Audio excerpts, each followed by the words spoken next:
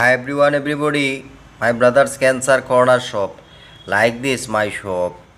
2 দিন 3 দিন ব্যবসা ওর না, আজকে অলমোস্ট ব্যবসা হইতো না।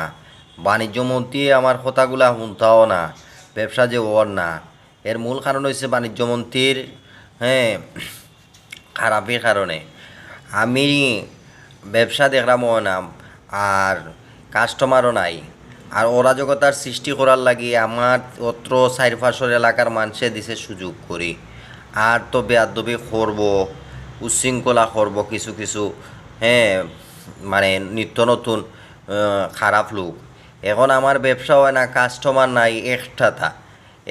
ইকান খেয়েও শুনতে রাজি না, ফাস্টফুডও বিচা দিতে রাজি না। ফাস্টফুড এক্সপায়ার করিয়া বাংলাদেশের ভিতরে বিজনেস করা এটা খুব খারাপ জিনিস।